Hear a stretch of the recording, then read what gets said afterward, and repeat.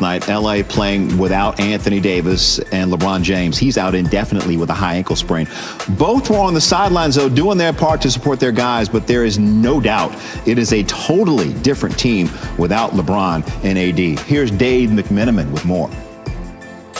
It was hard to miss LeBron James on Sunday wearing that big, bulky walking boot, protecting his high ankle sprain. A team source told me LeBron, quote, can't stand being out, but his presence was still appreciated. I mean, it tells me that he cares about this organization. In my career, I've seen people getting hurt and don't come on a road trip. And for him, be the best, one of the best who ever played this game, that you see him on the bench, being there, even if he's hurt, means a lot to me and all the other ones too. Lakers coach Frank Vogel would only say that injuries like LeBron's typically take a while to heal. Another team source told me that LeBron's absence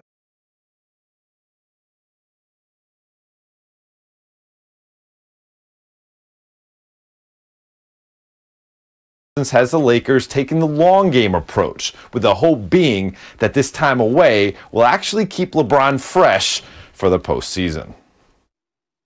All right, Dave McMenamin, thank you so much. Let's dig into this more with our front office insider, Bobby Marks, and his 2 decades of NBA experience. So the trade deadline is this Thursday. Lakers currently without their 2 stars, LeBron and AD. Take us through the obstacles they're facing in trying to make any moves. Yeah, this is the starting 5 that we saw last night against Phoenix. You notice who's not there, right? LeBron James and Anthony Davis. And I've always said, get this team to mid-May in one piece. And I think when you look at some of the obstacles, let's start with the positives. 2 roster spots available to use potentially in the buyout market when it comes to post-deadline. They do have that flexibility to add. Here's the challenge, $1.5 million below the hard cap. To be able to take back money in a deal, they are restricted because they signed Montrezl Harrell to the mid-level exception. They traded all their first-round picks in the Anthony Davis trade. They can trade a 2027 first. They have 4 seconds to use potentially. And then, as we mentioned, there is the buyout market, players like LaMarcus Aldridge, Andre Drummond, but they are restricted as far as what their roster is going to be. They are basically going to have to ride it out with this group. They're taking on water right now, but they're still in good position. They're in that 3 seed. I don't see them falling back anywhere further than 6. You mentioned LaMarcus Aldridge. You mentioned Andre Drummond. You could throw Kyle Lowry in there. Of those 3, which one could be on the move before Thursday's deadline? I think it's going to be interesting to keep an eye on Kyle Lowry in Toronto. And I look at Kyle's situation there as almost having that no trade clause. If Kyle Lowry wants to get traded from Toronto, Kyle Lowry will get traded from Toronto. And they've lost 8 games in a row. They're 2.5 games out of even the play-in tournament right now. They've got Norman Powell, who could be a free agent this summer also. But Lowry is the name to keep an eye on this week. Averaging over 17 points and 7 assists in his 9th season with the Raptors. Bobby Marks, always a pleasure. Thank you. I think we've all come to grips, guys, with the fact that our brackets are completely busted. So let's just enjoy the surprises. UCLA had to play its way into the tournament, and now they get Abilene Christian. We're guaranteed to have another double-digit seed in the Sweet 16, no matter what comes out of that game. How about Ohio? They knocked out Virginia. It's Ohio's 4th all-time NCAA tournament win as the 13 seed or worse. Now they get Creighton. You'll see both of those games this evening. And then there's Old Steady. Gonzaga's still in this. How do you think the Zags feel watching all these upsets? They'll take on Oklahoma 240 this afternoon. Let's bet.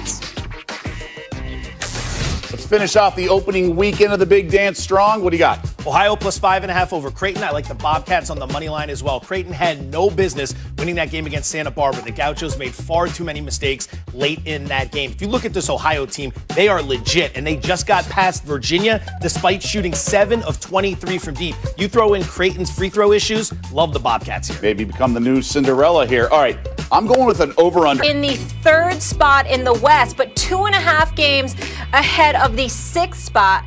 Stephen A., which team is under the most pressure to capitalize off LeBron and AD's absence right now and really gain some ground? I would say the Los Angeles Clippers, but before I get into that, may I take a step back and give props to one of the greatest point guards the game of basketball has ever seen, in CP3, who recorded his 10,000th assist last night. I mean, let's give props where it's due. It was against those Lakers without LeBron. We get all of that, and congratulations to him. One of the great, pure, quintessential point guards the game of basketball has ever seen. Having said all of that, I would answer the question directly by saying that the Los Angeles Clippers are the ones, as far as I'm concerned, who should have the most pressure.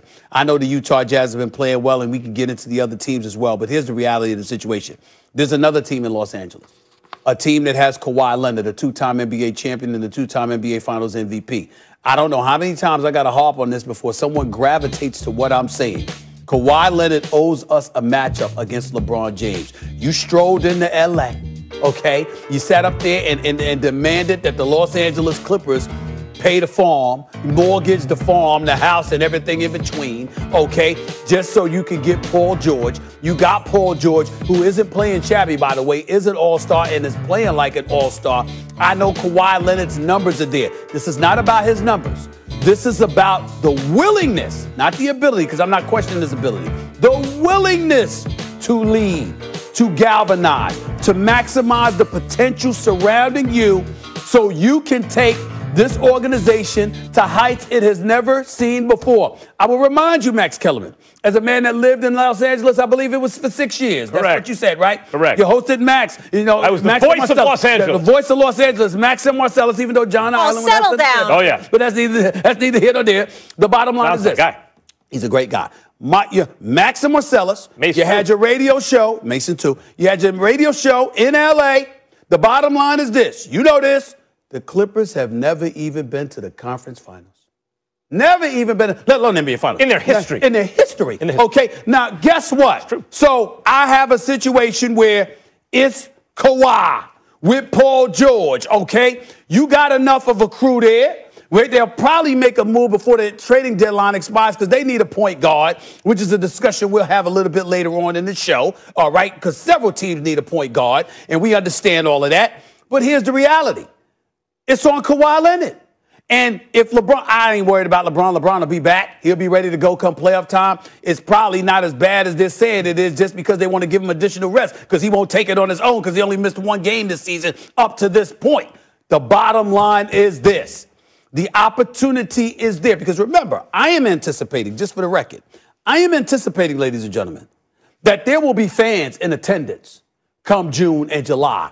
At least 50% capacity. That's what I'm assuming. Considering the news that the president has disseminated in terms of 100 million people getting the vaccine and tens of millions additionally expected to receive the vaccine by June, I believe that combined with NBA players, because we had the Atlanta Hawks, we had the New Orleans Pelicans take their vaccine shots, I think you will see more people. He said July 4th, independence of the vaccine. June is pretty close. June is pretty close. I'm not talking 100% capacity. Yep. But I'm talking about it's not unreasonable to see 50 to 75% capacity at an NBA arena come playoff time. And so when I'm looking at it from that perspective, again, the Staples Center, with Kawhi against LeBron, do you have any idea how many people are looking forward to that? I'm number one on the list. I saw the crown dangling from the mirror with the New Balance commercials. I saw the LA sign up there when you driving in your convertible looking like you from Boys in the Hood. I saw all of that, okay? Now I want the matchup. And LeBron has given me every indication that he will be ready because he was ready. He was waiting in the conference finals last year, Max. He was waiting, and the Clippers didn't show up. Well, guess what? I'm looking for it now. I don't give a damn. Ty Lue can coach, all right? Ty Lue can coach. Paul George can play. Kawhi Leonard is a superstar. His numbers validate that. Where's the matchup? That's what I want to see. That's where the pressure should lie. Done? Yes. Everything you just said is true. Mm-hmm. There's no lies detected in anything you just said. And yet, I'm not a liar. And yet, it's not the whole truth, is it, Stephen A. Smith? I believe it is. Because you're not fooling anybody, at least not at this desk. Okay. You need Lakers Clippers because you get to go out to L.A. Yeah, that's true. And the travel is from Staples to Staples. Well, you're not going anywhere. I mean, you're just spending the whole Western Conference in L.A. That is an angle that I can't deny. That's right. I mean, I'm not going to deny that. Yeah, well, of course not. That's right. Who you got caught red-handed? Fingerprints all over. I will say this little nugget of facts for you. I'm gonna be in LA anyway. But you don't have to get on a plane. I'm not gonna be there. You don't have to, I'm gonna be there you don't anyway. have to fly to Utah or anything like That's that. You true. stay right in LA. Now That is true. Now, That is true. let me just say, it's a perfectly good argument. Lakers, Clippers. I used to tease Clippers fans on LA radio. They're going to hang another first-round banner because they've never been out of the second round, even with Blake and DeAndre and CP3 and everybody. Yep. But hold on, let's slow down. Let's pump the brakes with Kawhi must do this and that. He is a two-time Finals MVP. Not a one-time, a two-time Finals MVP. Yes. With two different teams. Yes. And Stephen A., you can lead a horse to water, but you can't make him drink. Okay. You can lead Paul George to the playoffs, but you can't make him not hit the side of the backboard in a Game 7 in the fourth quarter. Like, Kawhi was magnificent in the playoffs up until Game 7. He had a bad Game 7 against the Nuggets. But he was magnificent until then, as always.